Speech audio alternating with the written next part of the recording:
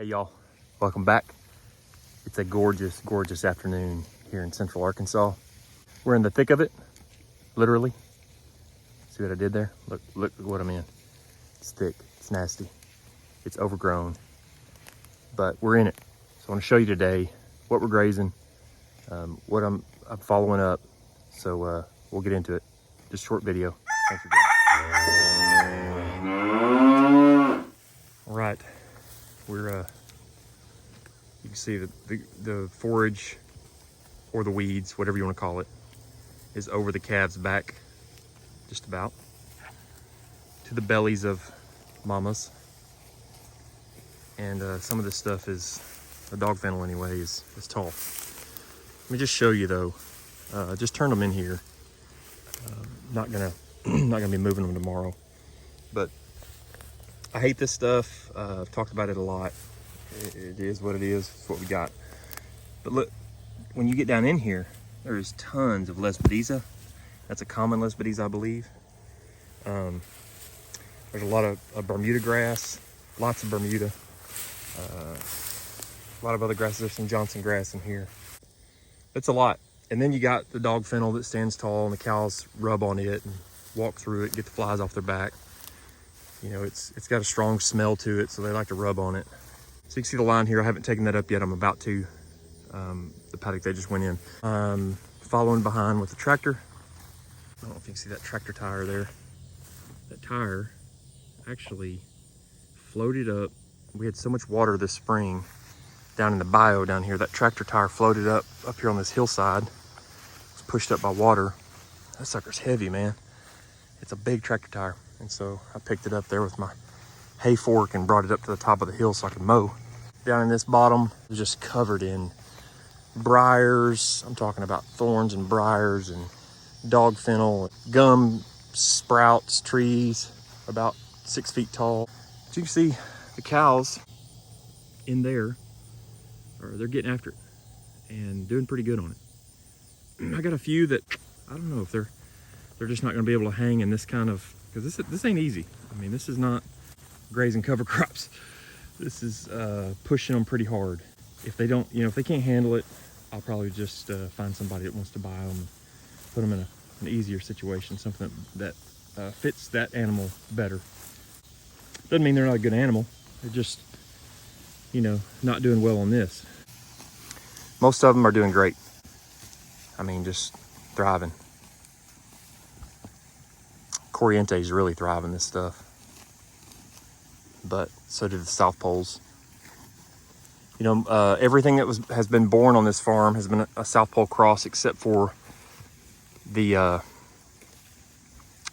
when I brought the Corriente calves, or I'm sorry, the Corriente heifers in, they had calves that were straight Corriente, and they were bred before they got here. But now these are being bred by our bull, our South Pole bull. So we'll have a South Pole cross with Corriente. So that's gonna be good. The reason I felt comfortable mowing is because day before yesterday, we got 2.5 inches of rain. We hadn't had rain since July 15th. It's dry. And that's why, when I mow that, obviously it was tall. And so that's a whole lot of why it's brown like it is. Hearing that crow is crying. But a lot of it too is because it was tall, but also because it's been so dry. So calling for some rain later this week too. I think on Tuesday, a little shot of rain will do us a lot of good. And it's been unseasonably cool. It's like 88 today, and that's just super cool for us. It has been. We've had days in the last week when it was raining in the high 70s in Arkansas, in central Arkansas in August. That's unheard of. And I think we're gonna have a cool spell all the way through a couple of weeks into September. Johnson grass here. I talked about it in the last video. They've been picking around at it a little bit. They've been trampling more than they've been eating it.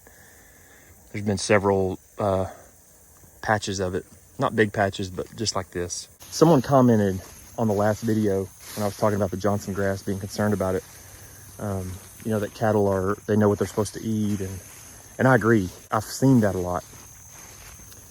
Obviously, there have been people that have lost cattle on Johnson grass, or it wouldn't be an issue. What that individual said is correct, because we've seen our animals around Perilla mint, which people stay concerned about. And I've even seen them, you know, places where they've nibbled on it and we didn't have an issue. They didn't eat tons of it. People talk about all kinds of stuff being toxic. I know it is, but you know, our cattle eat a lot of that stuff that people say is toxic. So they're just not getting it in, you know, large quantities, I guess. This bottom's pretty amazing. I mean, I really don't know what this is. Maybe it's an ironweed. I'm not sure, but it's got that purple flower on it. I'm telling you, pollinators. I've just seen bees and butterflies all down in here. Gum sprouts or trees there. There's a bee right there on that flower. I've seen more pollinators down in this bottom in the last few days that I've been down here than anywhere I've been on the farm in the last 5 years. They just have been everywhere. So, you know, in no way do I feel like this is optimal for our cattle. It is what it is. We haven't been here, you know, we've been grazing up close to home. We haven't been here since wintertime. And so this has grown all year. It's good for the ground, I know, as far as the soil. Just, it's not necessarily the best for grazing, you know, once it gets this mature. But look in here, I mean, there's all this green down in here, you know, just tons of it. Just all kinds of stuff. But I am following behind the cows, so I will be, as soon as, you know, they graze across this and get it beat down pretty good, they won't eat a whole, you know, there'll be a lot of it left because it's just so rank. But after that, I'm following behind and mowing. This video is probably a pathetic piece as far as video and editorial, but I'm trying to work and talk at the same time. So up and down the hills and through this thick stuff and picking up posts. And it's just, and I got flies, horse flies on my neck. It's crazy out here. It's wild, wild west. Lots of diversity here. If you value diversity, then, which I do, then that's one thing about this. It's beautiful. Man, I got this skin condition on this cow right here. And I've got it on a couple. I want to help her. I just don't know what to do. Obviously, she's got flies that are hurting her, but she's got a red, raw rash. It's just eating her up. She's got blood on her back. These animals are tough. They're just tough. Gotta be. When it's cold, it's hard. When it's hot, it's hard. They're just tough. Tough animals. These flies are eating me up. Old mule face there. She looks like a mule with horns. I love it. I love it, girls. Y'all looking good. Looking good. I mean, what's not to love? The horns. I know you don't love most people don't love the horns, but what's not to love about that? She's just tough as nails. Eats briars. I mean, look what we're in. We got to have something that's tough, right? We got to have some tough genetics in the herd. Kind of do too much at one time here. Golly, all these YouTubers that work and video at the same time. I don't know how you do it. Good grief. This is craziness. I can't even carry these doggone posts. Man, y'all. Man, guys, sorry. I was trying to work and video at the same time, trying to pull up those posts and reel and video at the same time, and that's just not good. Can't do it. Hats off to all you YouTubers that I watch you. You're working and filming at the same time. I guess I'm not that great of a multitasker, but something I wanted to show you today is a simple, easy method. I think a lot of people allow infrastructure to keep them from rotating or breaking down their property into a whole lot smaller paddocks or pastures, breaks than, you know, just what their permanent infrastructure will allow them to. For instance, I'm on a 30 acre, this is a 30 acre piece, and you can see this tree line back over here there's not even a fence there. So the closest fence going this way is across that creek and up on the other side another 10 acres. So there's no infrastructure anywhere close to here. We haven't installed our permanent infrastructure here, partly because we've only been on this property, this is our second summer to graze it. And I just wanted to make sure before we put in permanent infrastructure, we knew exactly how we wanted to do it. I do know now that this is about the middle of the field right here where you see this post. And I do want to run a permanent two-strand high tensile right here on this line all the way across. And what that does is it allows us to run these breaks this way. And so right now, that's what we're doing. We're grazing down to those trees.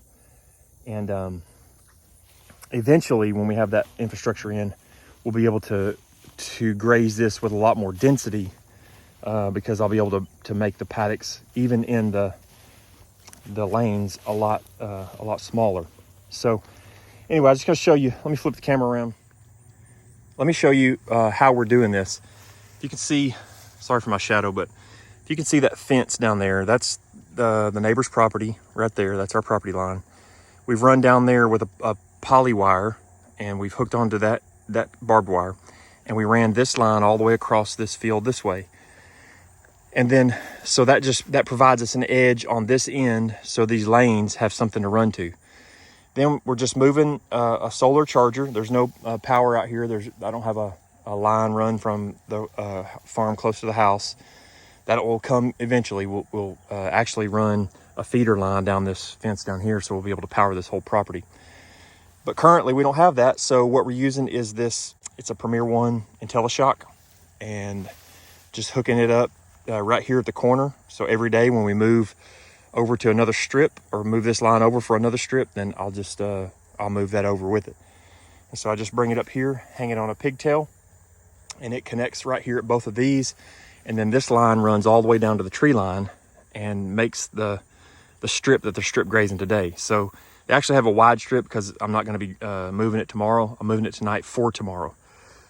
So they have this area right here, and then I'll come behind them and I'll mow, and we're just making our way toward that fence down there. We're going across this pretty fast. I'm not tightening them down really tight. Obviously, you can see why. The forage is just not conducive to that. I need to give them the ability to pick through it pretty good and then follow behind them.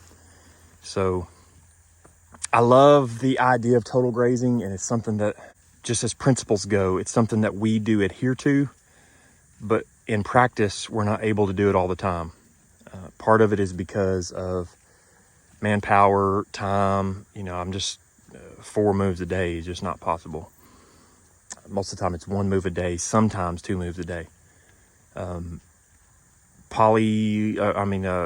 Line lifters is something that's in the future for us. I'm looking at a Penn's Agro poly wire lifter. And so that will help us to be able to, if I can get them trained to 1, then I'll probably get multiples. And that will allow us to make multiple moves a day. And then we'll be able to tighten up our paddocks. Probably, set them up and move them 1 time in the morning, set them up for 2 moves during the day. And then if I can move them in the evening, I can. I can't do that every day. I love total grazing, the idea of total grazing. I love that, this is on this side of the fence right here. We grazed that last year. This is our stockpile. It's rough, but it's stockpile. We'll have to feed some protein supplement for them to be able to graze that. This has been stockpiled all summer long because we've been grazing up close to home. We hadn't needed to come out here until now. So I love the idea because of rain earlier in the year and because of what we're grazing now. It just hasn't, this year hasn't been conducive for us in practice to be able to really tighten down and get lots of pounds per acre and, like 80-90% consumption on the forage. But we'll get there eventually. That's what we're working toward and what we want to do. It's just sometimes, your schedule, you have personal restrictions, and you have to think of the welfare of your animals. I can't tighten these suckers down in here and just let them tank, on body condition going into the winter. It don't make sense. Let's take a look at some of the animals.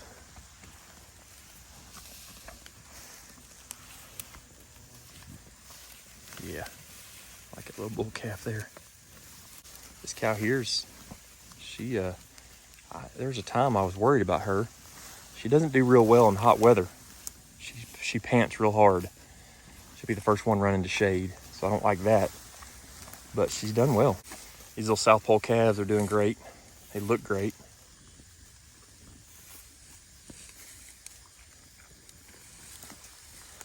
They really do. Well, there's a ton of garbage in here with a little bit of good stuff. This is, I don't know if any of y'all, how many of you are, you watch several of our videos or even watch them all the way through, but if you remember the calf that had a real bad skin condition, I can see the little bit of rash mark on his back end, but you can see he's filled in. His hair's filled in. I mean, he was on his back end, he almost had no hair. He's not a real plump calf. So for a little bull calf, he's a little thin looking. So he'll definitely be a steer, but I'm glad to see that skin condition go though. It's thick, y'all. Saw a couple turkeys right over here yesterday in that field over there. I will say, since I've been allowing these fields to grow up, just get more time, more rest. You know, we hadn't been out here. I've driven across this pasture, just checking it out, maybe 2 times this summer, maybe 3 or 4. I don't know, just not many. Haven't been out here much. And because of that, the wildlife, man, deer and turkeys, stuff's everywhere.